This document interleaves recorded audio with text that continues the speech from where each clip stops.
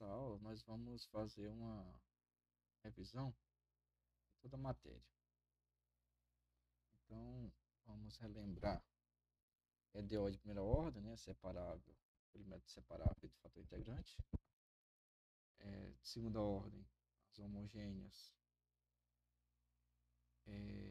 com delta maior que zero, igual a zero e menor que zero, e as não homogêneas calculando pelo método dos coeficientes determinados. Depois vamos relembrar como calcular o raio de convergência, usando o teste da razão, e EDO de ordem, né, que são uma forma de EDO um pouco diferente, não linear. E transformado de Laplace por convolução.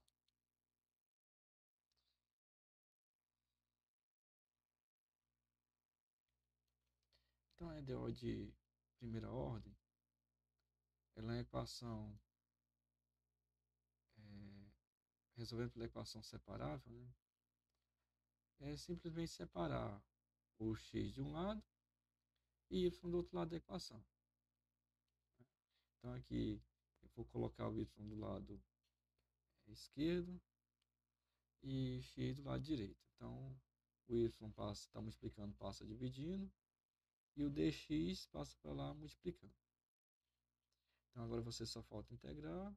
Você integrando, você obtém o ln de y, e no x você tem o x² sobre 2, constante, né?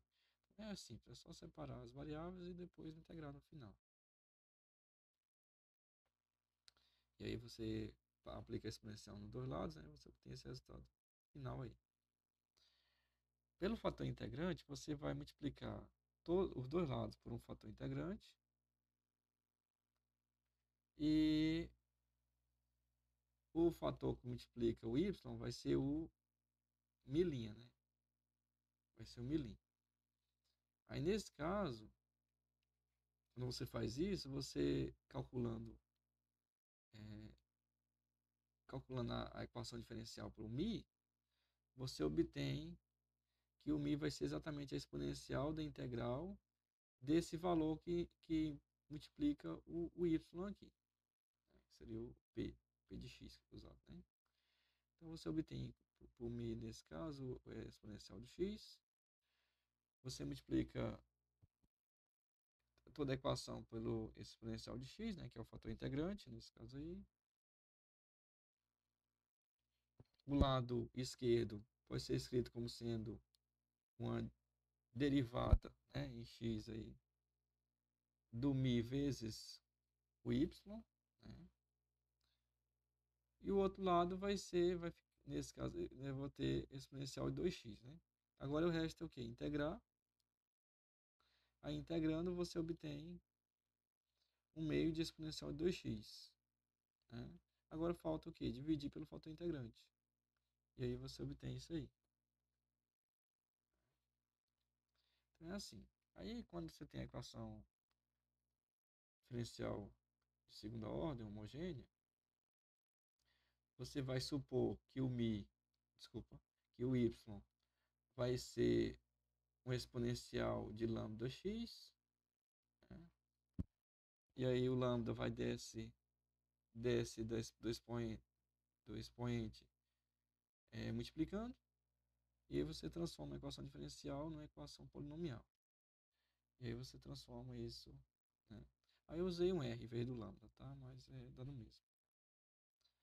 E aí você tem que o R, nesse caso, pode ser 1 ou 2, né? Resolvendo essa equação polinomial aí. Substituindo no expoente, você obtém essa combinação linear aí dessas soluções, né? Então, a solução geral vai ser essa combinação linear dessas funções exponenciais.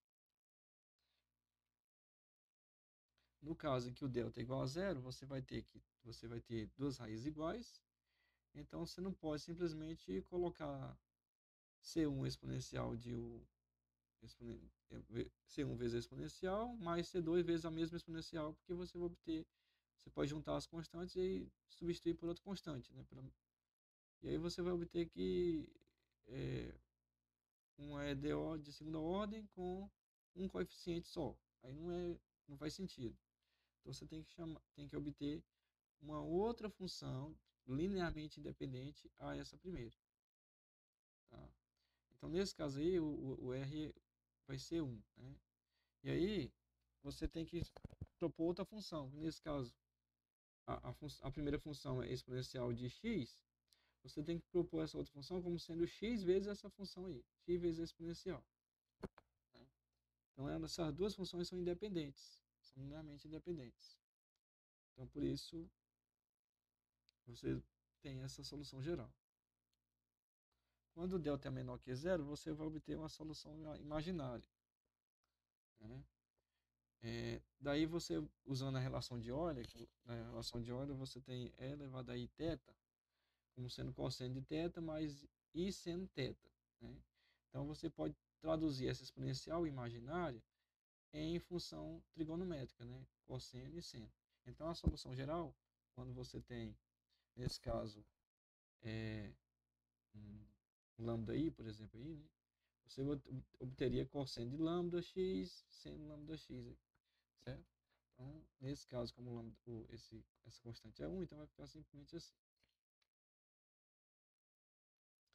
Quando você tem do lado direito algo diferente de zero, então você tem que supor que o y é uma função parecida com essa aí. Então você tem a parte homogênea mais uma função, mais um termo com uma função parecida com o lado direito, que aí, nesse caso é o termo não homogêneo. Né? Então você resolve a parte homogênea, tem a solução, e soma com o termo não homogêneo, que é obtido dessa forma aqui. Então, como eu havia falado, você tem a solução homogênea, né? Nesse caso aí você vai obter como coeficiente, como equação característica, como sendo r quadrado menos 1 igual a zero. Então, do r quadrado menos 1 igual a zero, você obtém que o r pode ser mais ou menos 1. Então, exatamente os expoentes aí do exponencial. Aí uma tentativa primeira seria colocar, como e elevado a x já é solução, então eu vou colocar como sendo x elevado a x, como sendo essa outra solução particular. Assim como a gente tiver feito lá no caso homogêneo. Então você deriva isso aqui, derivando você obtém essa a elevado a x elevado a x. Derivada segunda você obtém isso. Substitui essa derivada segunda menos a função vai ser igual a elevado a x. Né? Ou seja, 2a tem que ser igual a 1. Então a tem que ser meio. Essa é a solução. Então a solução geral vai ser a solução homogênea, mais a solução particular, onde o a é 1. Meio, 1 meio. Calculando a série, convergência da série, né? Encontrar o raio de convergência dando teste da razão, é assim, né? Então, vamos pegar o termo seguinte, dividir pelo termo anterior. Esse limite, quando n vai para infinito, tem que ser menor do que 1. Nesse caso aí, eu tenho termos n mais 1, que é x elevado a n mais 1 sobre n mais 1 fatorial, dividido pelo termo enésimo aí, que é o termo que está embaixo. Dividindo 2, você cancela o x, n, então sobra só x em cima, e o n fatorial mais n mais 1 fatorial é a mesma coisa que n mais 1 vezes n fatorial. Então, cancela os n fatorial, fica só n mais 1. Então, quando o n vai para infinito, esse termo aqui vai para zero, para qualquer x. Como é menor que 1 para qualquer x, então ela converge para todos os valores reais. A relação de Euler, a equação de Euler, ela é a equação linear, onde esses coeficientes que multiplicam as derivadas, esses valores y, não são constantes. Né? Então, são funções de x. Então, ela é linear no y, né? Podendo ser não linear no x. Né? Então, ela vai ser linear na função aí.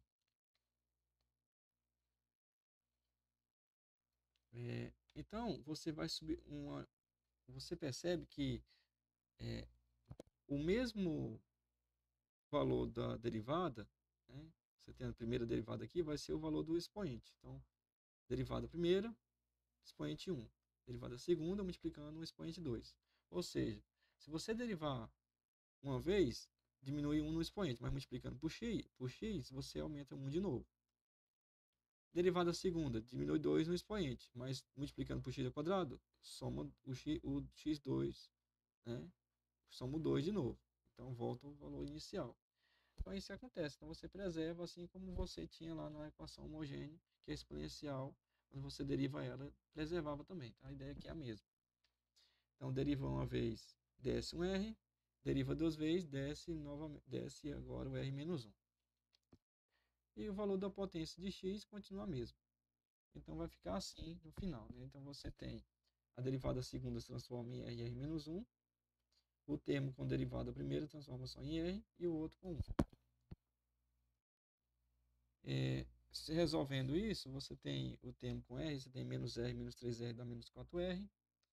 E aí você, para essa equação do segundo grau, a equação característica, você obtém que R é igual a 2 duas vezes.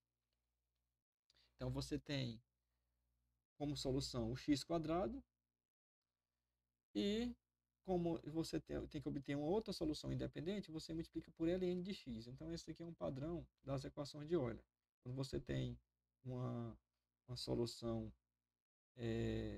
repetida, você multiplica a mesma função por ln de x. Tá? Então você tem esse padrãozinho aqui. Você pode conferir isso pegando somente a x quadrado ln de x, substituindo na equação diferencial e vendo, substituindo no lado esquerdo da equação diferencial, né, e vendo que vai dar zero. Você pode verificar isso. Porque a demonstração seria um pouco mais longa dessa deduzir e mostrar que é essa solução. Mas você pode verificar facilmente fazendo isso, substituindo x quadrado ln de x, substitui, coloca no lugar do y esse valor que eu mencionei, e aí você deriva duas vezes, uma vez, e substituindo você encontra que esse valor aí esquerdo vai ser zero. Então essa é a solução geral, né? Tem uma equação de segunda ordem com duas soluções independentes, onde uma vai ser x quadrado e a outra vai ser o x quadrado vezes o ln de x, por ser uma raiz dupla. A transformada de Laplace vamos agora resolver a equação diferencial por transformada de Laplace, né? Então a transformada de Laplace, ela transforma a equação diferencial, né? Relembrando que eu falei em aula algumas vezes, ela transforma uma equação diferencial numa equação polinomial. Você resolve a equação polinomial via frações parciais, volta pela transformada inversa, resolve a equação diferencial. E aí é interessante que ela já substitui as condições iniciais aqui e já resolve tudo de uma vez. Então você vai aplicar a transformada de Laplace da derivada segunda, você tem o termo com o valor da função e o valor da derivada, e a transformada da função, né? Então, substituindo